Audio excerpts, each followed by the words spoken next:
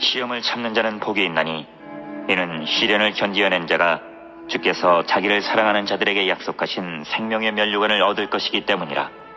사람이 시험을 받을 때에 내가 하나님께 시험을 받는다 하지 말지니 하나님은 악에게 시험을 받지도 아니하시고 친히 아무도 시험하지 아니하시느니라.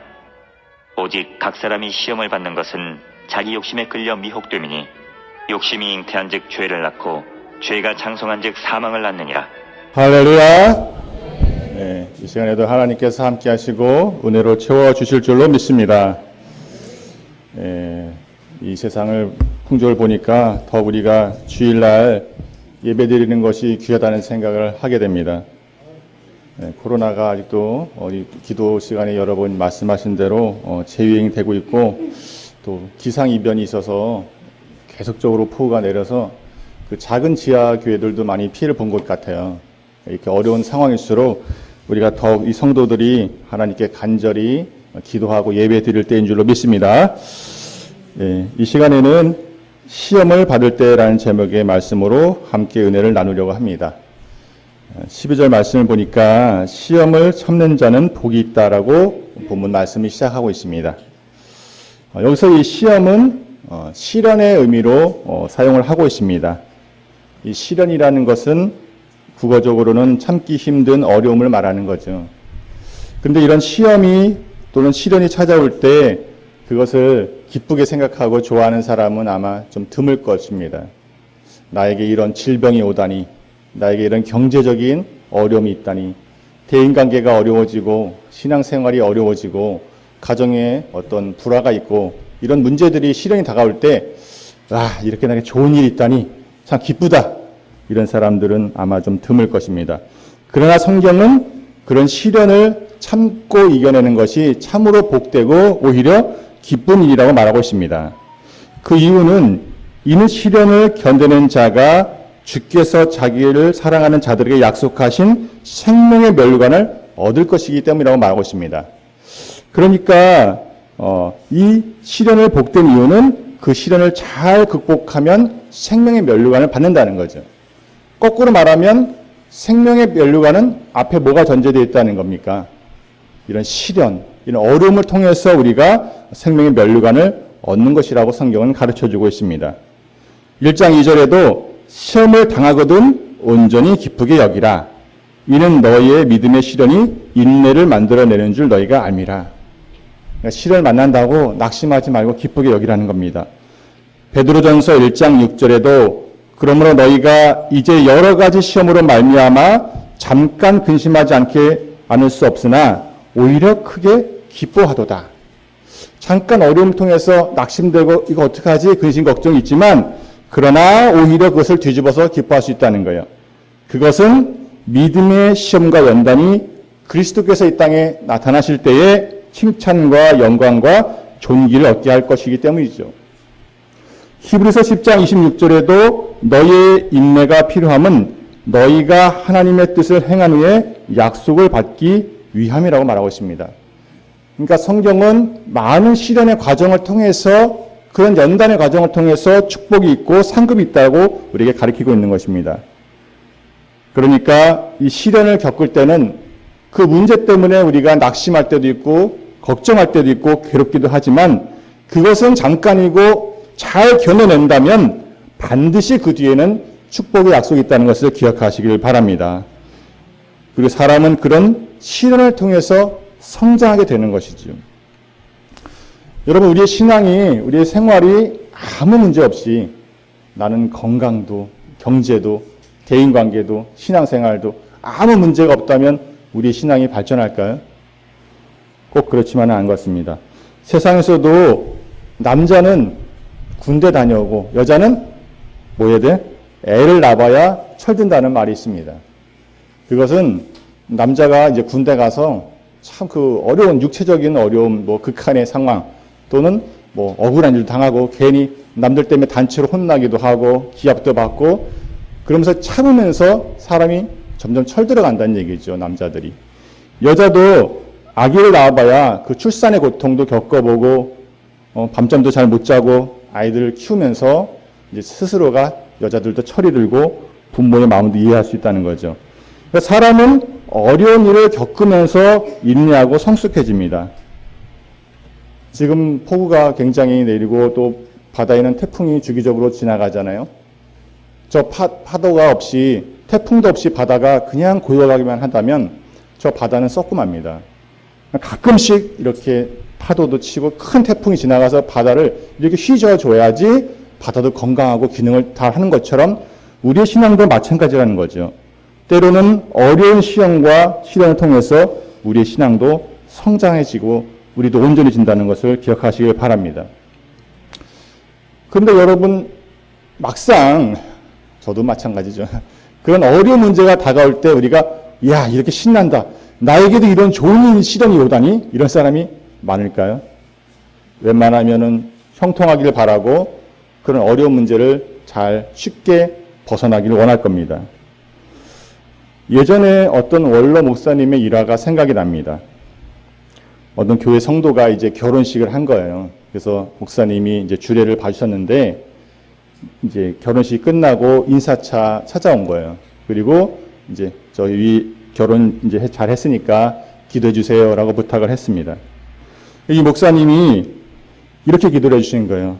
우리 사랑하는 자녀가 많은 고난을 통해서 인내하며 신앙이 성숙하기를 주님께 기도했어요. 그랬더니 이 부부가 어땠을까요? 그 기도를 듣고 기분이 좋았을까요? 아, 무슨 이런 기도를 해주냐고 언짢아했던 거예요. 얼굴이 싹 바뀐 거예요. 왜냐하면 이 앞으로 이 두 부부가 형통해서 한 일도 잘 되고 자녀도 잘 낳고 경제적으로도 잘 풀리고 사업도 잘 되고 건강하고 이걸 기도해 줄 줄 알았는데 웬걸 목사님이 많은 고난을 통해서 인내를 배우면서 신앙이 성숙해지기를 기도하니까 기분이 별로 안 좋은 거예요. 목사님이 그 자매들에게 그 부부에게 말했다고 합니다. 성도의 고난과 인내는 하나님의 축복의 통로인 것을 기억하시길 바랍니다. 그리고 신앙은 여러 가지 시험을 단련받고 나서 마침내 정같이 되어가는 것을 기억하시라고 당부했다고 합니다. 그러니까 성경적으로 이렇게 기록이 됐다 할지라도 우리에게 이런 시련이 찾아올 때는 때로는 우리는 근심 걱정을 하게 되기도 합니다. 여러분, 우리 기독교 신앙은 여러 가지 어려운 문제를 만났을 때 이것을 피해가는 종교가 아닙니다. 오히려 정면으로 맞서서 인내하고 극복하고 성장해가는 종교인 줄로 기억하시길 바랍니다. 우리 기독교는 그래야 돼. 적어도 어려운 문제가 왔을 때 이거 어떻게 싹 피해가고 숨고 이런 종교가 아니에요. 그냥 믿음을 가지고 정령 돌파하면서 성장해가는 종교라는 거죠.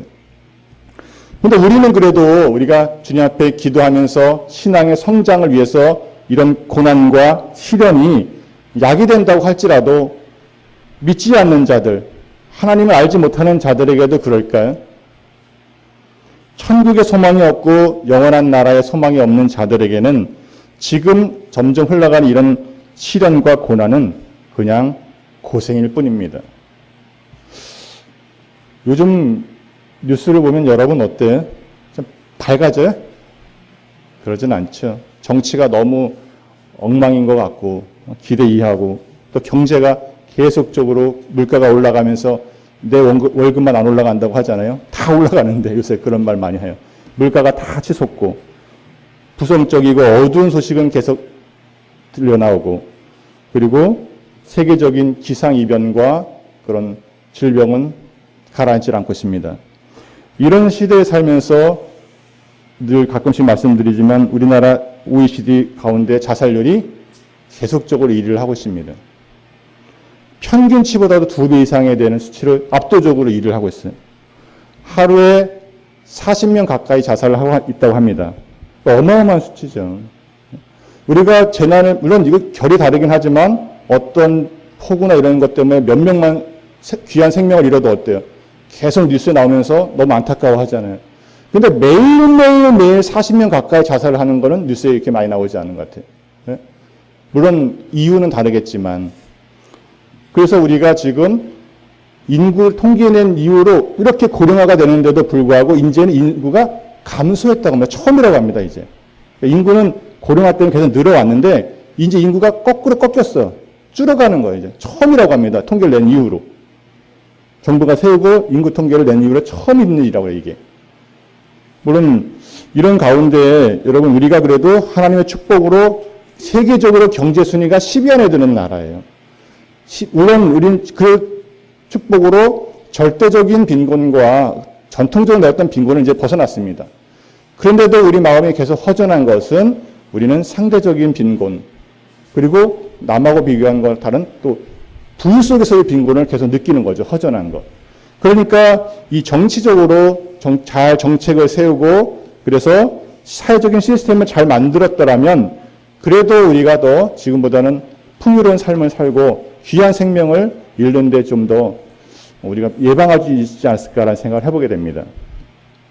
이렇게 어려워가고 사람들이 점점 외로워지고 힘든 상황 속에서 우리 크리스찬들이 지금 할 수 있는 일은 무엇일까를 한번 고민해 보길 원합니다. 우리가 이 귀한 생명을 살릴 수 있는 길은 지난주 설교 제목이었죠. 할 수 있는 대로, 로마서에 있는 대로 사도 바울과 같이 할 수 있는 대로 복음을 전해서 이 땅만, 이 안개 같은 세상만이 다간이다. 이 세상만 가지고 거기에 다 목표를 두고 살다가 허망하게 갈 것이 아니라 영원한 하나님의 나라의 소망으로 이 어려움을 잘 이겨나갈 수 있도록 우리가 복음으로 전하고 위로할 사명이 우리에게 있는 줄로 믿습니다. 그리고 13절에 보니까 사람이 시험을 받을 때 내가 하나님께 시험을 받는다 하지 말지니 하나님은 악에게 시험을 받지도 아니하시고 친히 아무도 시험하지 아니하시니라 말씀하고 있습니다. 조금 전에 시험이 올 때는 복이 있다, 기뻐하라고 했는데 이 말씀 보니까 하나님은 시험을 하지 않는다고 말하고 있잖아요. 여기서 13절에 하나님이 시험하지 않는다는 의미는 악한 의도로 시험하지 않는다는 거예요. 그러니까 조금 전에 이 의미가 다른데 12절의 시험은 어떤 시련의 의미라면 13절의 시험은 유혹하는 temptation, 사람을 미혹하게 만들어서 악에게 빠지게 하는 그런 미혹하는 시험을 말하는 거예요. 그러니까 하나님은 그렇게 우리를 미혹하는 시험을 하지 않는다는 의미죠. 그런데 하나님은 가끔씩 우리에게 어떤 신앙을 우리가 믿음이 있다는 것을 행동으로 통해서 증명하기를 원하실 때가 있어요. 그러니까 테스트해 보실 때가 있어요. 그래서 우리가 우리의 행동을 통해서 우리의 신앙을 증명하기를 원하실 때가 있다는 것을 여러분 기억하시길 바랍니다. 그 구약에서는 하나님께서 인간을 시험하신 경우가 있어요. 제일 먼저 여러분 떠올 사람이 누구예요? 그렇죠. 이거는 아마 불신자들도 아브라함이라는 이름을 들어봤을 것이고 이 사건은 굉장히 익숙한 사건이죠. 하나님께서 아브라함이 과연 하나님을 경외하는지를 알아보시려고 그 아들 이삭을 제물로 바치라고 그를 시험하셨습니다. 창세기 22장에 보면은 하나님이 아브라함을 시험하시려고 그를 부르시되라고 기록하고 있습니다. 이 시험의 내용이 뭐였어요? 다시 아들 이삭을 모리아 산에서 번제로 드리라는 거예요. 그러니까 제단 위에 놓고 배를 가르고 태워서 드리라는 거예요. 아들을. 매우 어려운 시험이죠, 사실은. 그럼에도 불구하고 아브라함이 아침 일찍 일어나서 이제 3일 동안을 그 모리아 산에 가서 이삭을 결박해서 제단 위에 놓고 손에 칼을 들고 잡으려고 번제를 드리려고 했을 때 하나님께서 이제야 내가 하나님을 경외하는 줄 알겠다. 그렇게 하지 마라라고 하나님께서 멈추게 하셨죠. 그러니까 그 시험을 아브라함은 잘 합격한 거죠. 이 시험을 통해서 아브라함은 이 어려운 시험을 통해서 하나님의 말씀에 순종함으로 이제 큰 복을 받게 됩니다. 그런데 이 사건 여러분이 잘 기억하실 거예요. 아마 익숙하니까. 그런데 여러분 이 사건을 통해서 하나님은 아브라함의 믿음뿐만 아니라 이삭의 믿음도 함께 시험했다는 것을 기억하시기 바랍니다. 우리는 이 시험을 보면서 내가 만약 그런 일들하면 내가 내 자식을 바칠 수 있을까? 이거 정말 어려운 시험이다. 근데 아브라함이 이삭을 바쳤다는 데에 초점을 많이 맞췄을 겁니다. 그런데 여러분 하나님께서는 이 시험을 통해서 이삭도 함께 시험했다는 것을 기억하시길 바랍니다. 이삭은 아버지를 따라서 많은 제사를 드렸을 때 동참했었어요. 그러니까 이 번제를 드린다는 것, 제사를 드린다는 것이 뭔지를 알았죠. 대부분의 성경학자가 이때 이삭의 나이를 20세 전후로 보고 있습니다. 그러니까 그때까지 아버지 따라가면서 어떻게 제사 지내는지를 봤겠죠.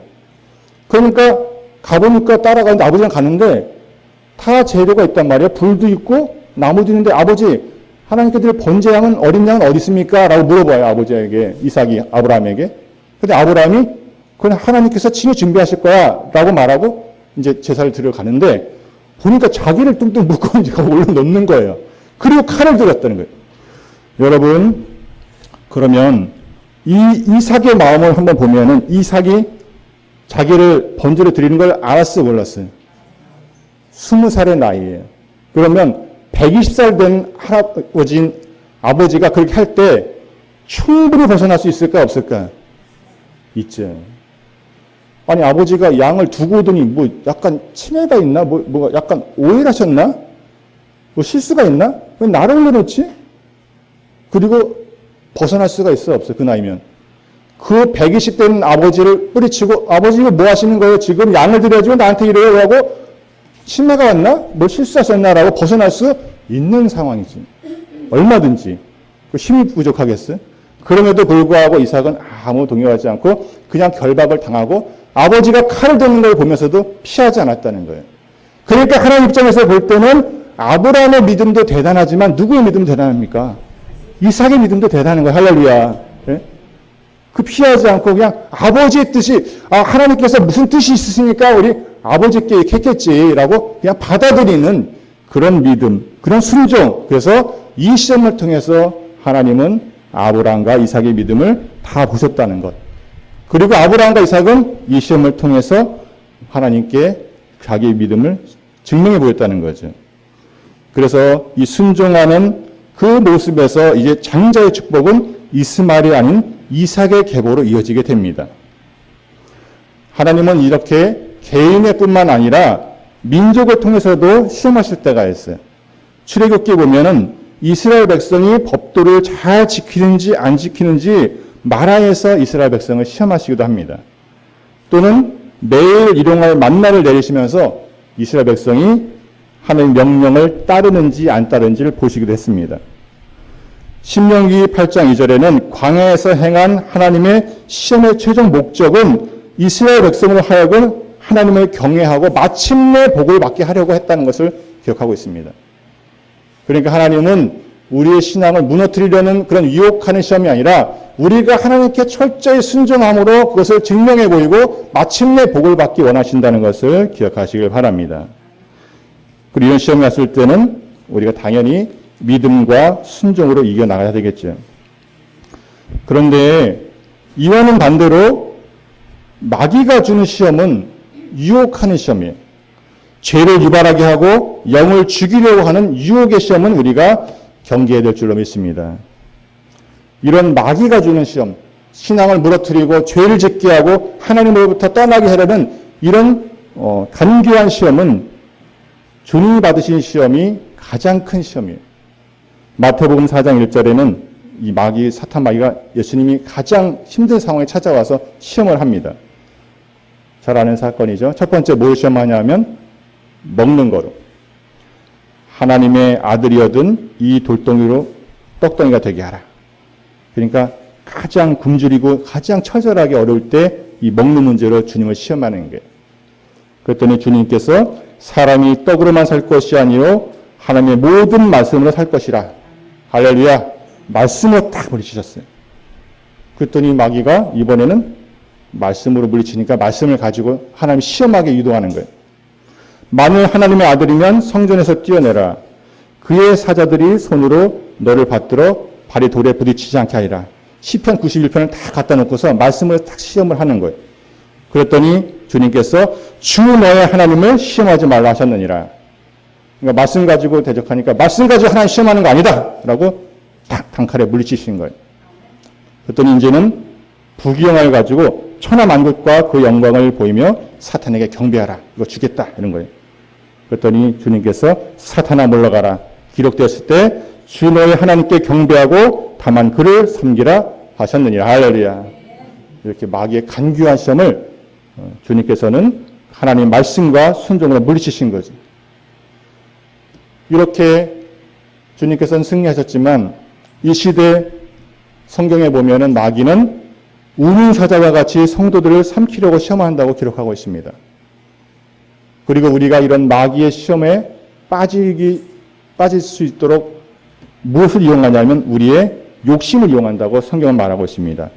14절에 오직 각 사람이 시험을 받는 것은 자기 욕심에 끌려 미혹됨이니 욕심이 잉태한 즉 죄를 낳고 죄가 장성한 즉 사망을 낳느니라. 그러니까 사람이 마귀 시험에 빠지기 쉬운 이유는 뭐냐면 자신의 욕심과 약점을 통해서 마귀 시험에 빠진다는 거예요. 사람마다 욕심 없는 사람이 어디 있습니까?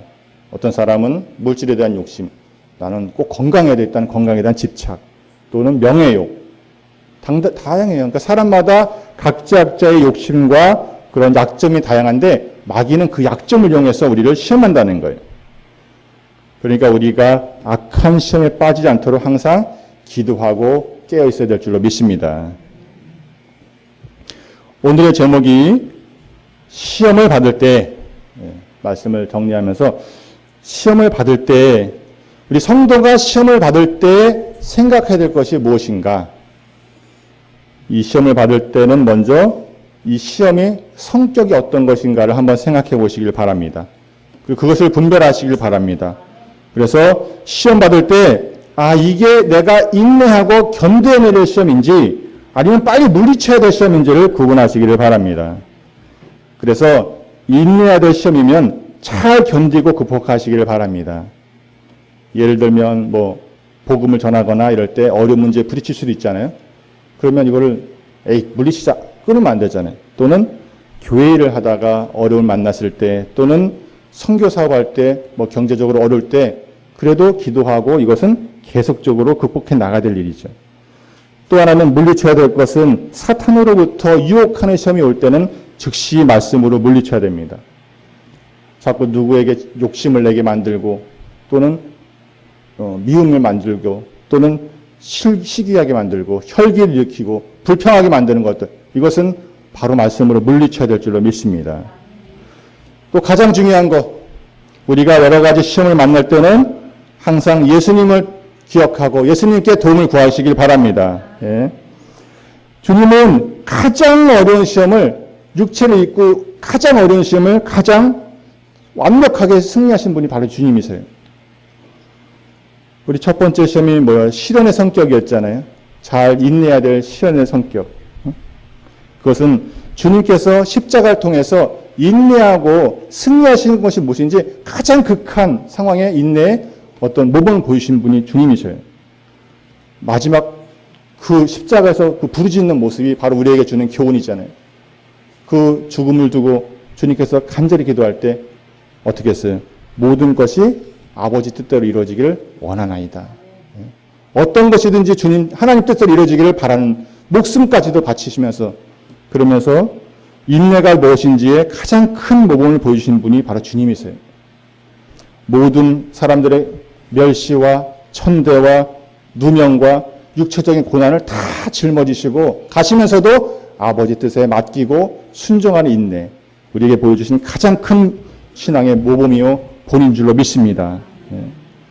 또 말씀드린 대로 사탄이 찾아왔을 때는 말씀으로 물리치셨잖아요. 사탄이 유혹이 왔을 때도 어떻게 물리쳐야 되는지를 가장 좋은 모범을 보여주신 분이 바로 주님이세요. 우리가 어떠한 시험이 여러분 신앙생활하는 가운데 생활하는 가운데 찾아온다 할지라도 주님을 생각하고 주님께 기도하고 부르짖으면 모든 시험에서 몸소 승리하신 주님께서 이길 수 있도록 힘을 주실 줄로 믿습니다. 찬송가 한 장 불러보겠습니다. 찬송가 337장입니다.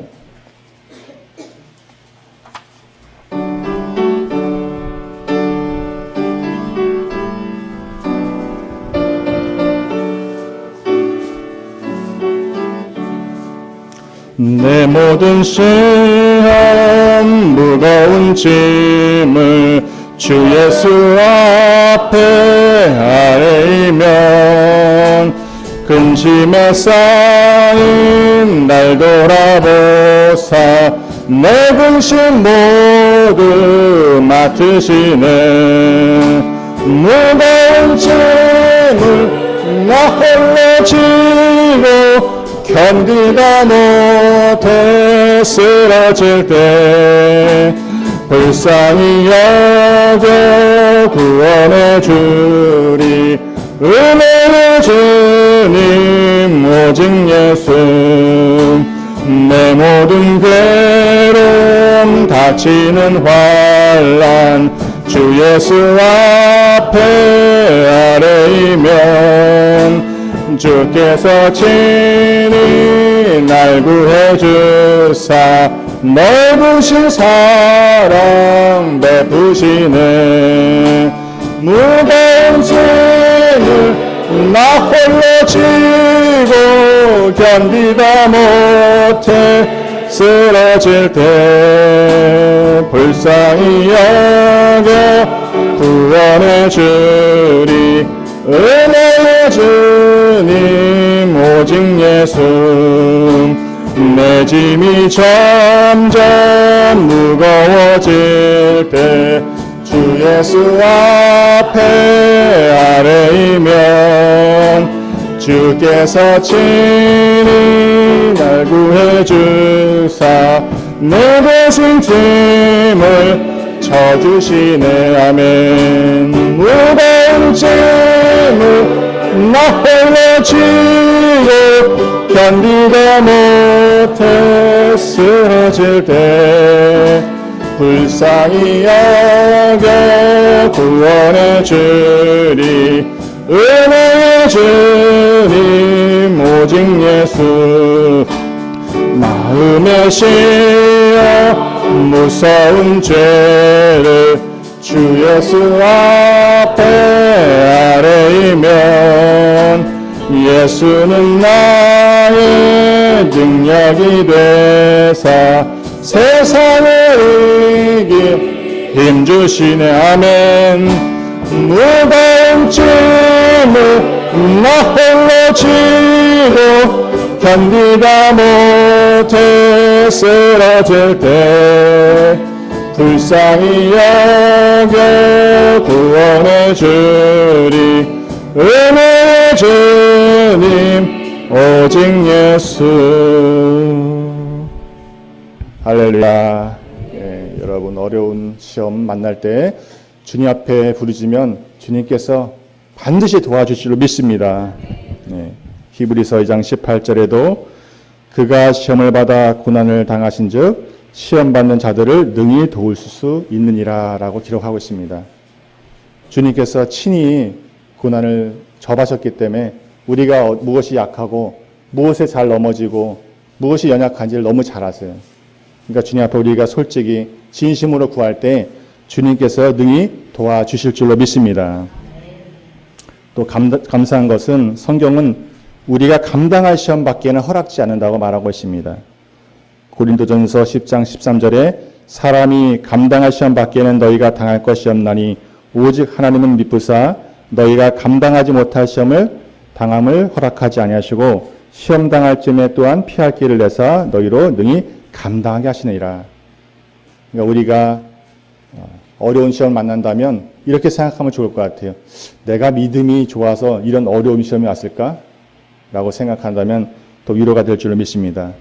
그리고 내가 이 시험은 이길 수 있는 시험이다. 주님께서 날 도와주시면 어떠한 시험도 나는 능히 이길 수 있다라는 그런 믿음을 가지시기를 바랍니다. 또 시작할 때 시험을 받을 때 기뻐하라고 했잖아요. 왜냐? 이 고난은 유익이 온다고 성경은 말하고 있습니다. 이런 시련과 고난이 우리가 잘만 극복한다면 우리를 성숙하고 온전해 가는 길로 이끌어 간다는 거죠. 우리 그런 복음성가 많이 부르잖아요. 고난이 유익이라. 힘들고 어려움 때 우리 고난 당하지라도 그것은 나에게 유익이라고 우리 많이 복음성가 있듯이 여러 가지 시험 만날 때 우리가 이기고 온전해져서 성경에 기록된 대로 약속하신 생명의 면류관을 얻는 우리 모두가 되기를 바랍니다. 마지막으로 서두에 잠깐 말씀드린 대로 세상에 정말 이제 앞으로 가면 더 어려워지지 않을까 생각 들어요. 왜냐하면 기상이변은 더해지고 또 저출산 때문에 또 세상은 더 어려워질 것이고 경제도 어려워지는 것 같고 또 세계적인 어떤 질병과 전쟁의 소문은 계속적으로 들려오고 그래서 이 세상은 넉넉지 않지만 이럴 때 세상에는 그 소망 없는 자들은 정말 기댈 데가 없잖아요. 낙심하게 되고 이 세상이 다인 줄 알고 사는데 점점 생활이 어려우니까 비관하고 외롭고 지친 사람들이 참 많은 것 같습니다. 우리 믿는 사람들은 이것을 잘 극복하면 신앙의 야국이 될 수 있지만 믿지 않는 자들에겐 얼마나 힘든 현실이겠습니까? 그때 우리가 할 수 있는 것은 뭐겠습니까? 바로 아까 말씀드린 대로 할 수 있는 대로 복음을 전해서 복음으로 위로하고 힘을 주는 게 우리의 사명인 줄 믿습니다. 그래서 우리가 먼저 힘을 얻고 우리가 먼저 힘을 얻어야 되잖아요. 담대한 마음으로 힘차게 복음을 전하는 우리 모두가 되기를 바라면서 오늘 말씀을 마치도록 하겠습니다. 네, 기도하겠습니다. 거룩하신 주님 감사합니다. 오늘도 장마와 무더위 속에서도 주님 앞에 나와 예배드릴 수 있도록 인도해 주시니 진심으로 감사를 드리옵나이다. 거룩하신 주님, 저희들 하나님의 말씀을 계속적으로 배우고 익혀서 여러 가지 시험을 만난다 하더라도 낙심하지 말고 오히려 기쁘게 여기고 승리해서 주님 오실 때 약속하신 생명의 멸류관을 받아 누리는 우리 모두가 될 수 있도록 붙잡아 주시옵소서. 저희들 주님께 진심으로 기도할 때 어떠한 시험이라도 능히 이길 줄도 믿습니다.